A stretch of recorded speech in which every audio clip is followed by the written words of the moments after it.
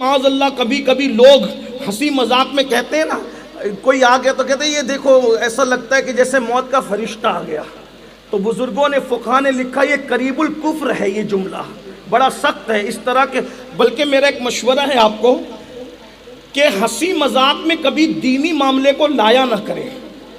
کچھ لوگ ہنسی مذاق میں دینی معاملے کو لاتے ہیں تو ہو سکتا ہے کہ ان کی زبان سے کوئی ایسا کلمہ نکل جائے کہ جو کلمہ کفریہ ہو اور ایمان کا طوطا اڑ جائے، ہمیں پتہ بھی نہ چلے. بہت نازک چیز ہے ایمان. صوفیہ فرماتے ہیں بال جس طرح آٹے سے نکل جاتا ہے پتہ نہیں چلتا، اسی طرح سے ایمان چلا جاتا ہے، انسان کو خبر نہیں ہوتی.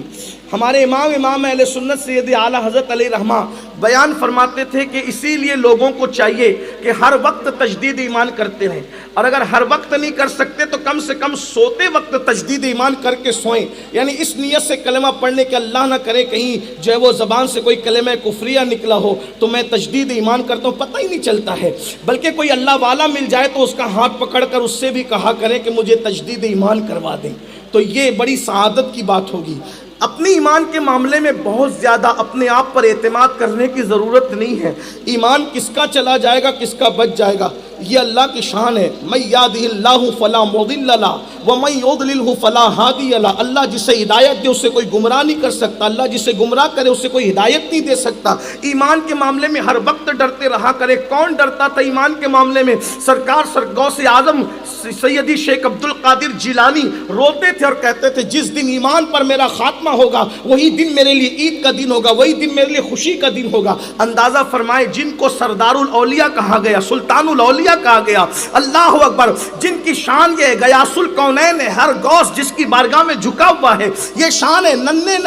ننھی سی عمر میں فرشتے مدرسے تک جس کو پہنچانے کے لیے جائیں وہ کہیں کہ ایمان پہ خاتمہ. فرمایا جو ایمان پر خاتمے کی فکر نہیں کرتا، ڈر ہے مرے گا تو کافر ہو کر کے مرے گا. اس لیے ہر وقت ایمان. اور یہ بھی حدیث پاک میں کہ جب تم سونے لگتے ہو تو ایک شیطان اور ایک فرشتہ تمہارے پاس آتا ہے، وہ بھی فرشتہ، اور شیطان کہتا ہے کہ ایسی بات پر تیری نیند شروع ہو کہ تو گندگی کر، جرم کر اور گناہ کر تاکہ میں رات بھر تیرے ساتھ رہوں. فرشتہ کہتا ہے نہیں، ایسی بات پر تیری نیند شروع ہو کہ تو اللہ کا ذکر کرے تاکہ رات بھر میں تیری حفاظت کروں.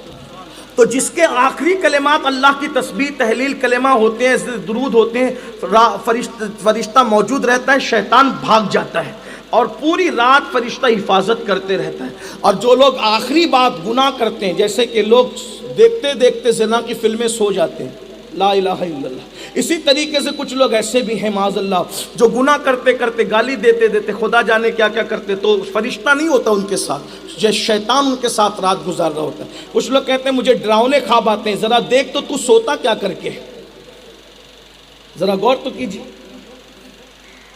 ہمارے مسائل کا حل دین میں ہے. سب مسئلے حل ہو جائے اگر ہم دیندار، پیور دیندار بن جائیں، چولے والے نہیں بلکہ دل التقوی ہاں ہونا. یہاں دین یہاں ہے، تقوی یہاں ہے، پرہیزگاری یہاں ہے، خشیت یہاں ہے. ہم نے لباس خوبصورت کر لی، ہمارے دل خوبصورت کب ہوں گے؟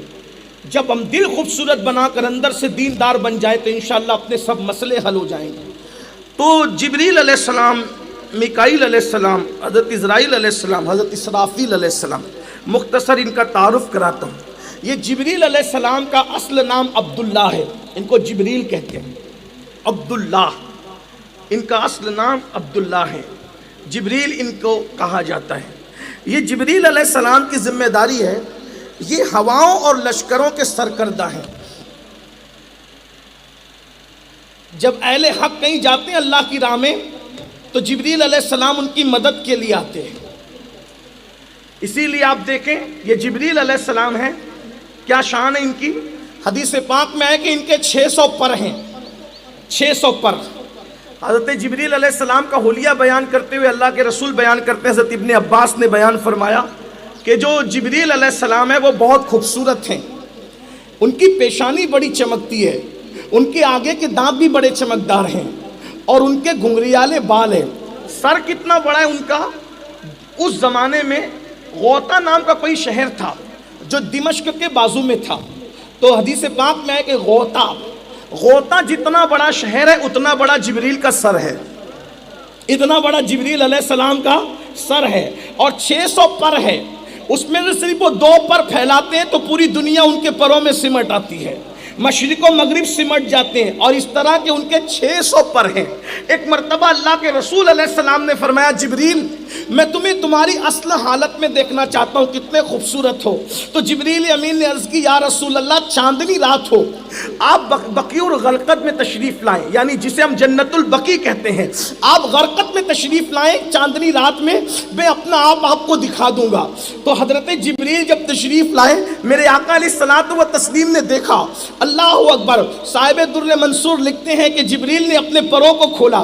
ایک مقام پر آقا علیہ السلام نے یہ بھی بیان فرمایا، جبریل جب اپنے پروں کو کھول رہے تھے، ایسا لگتا ہے کہ جب مور ساونوں میں کس طریقے سے خوش ہو کر اپنے پروں کو کھولتا ہے، تو جبریل نے اپنے 600 پروں کو اللہ اکبر کس طرح کھولا ہوگا۔ فرمایا میرے آقا علیہ السلام نے کہ جبریل کے پروں پر موتی ٹکے ہوئے ہیں اور وہ بہت خوبصورت ہے۔ تو جبریل نے اپنے پروں کو کھولا اور حضور علیہ الصلوۃ والتسلیم کو اپنا آپ دکھا دیا۔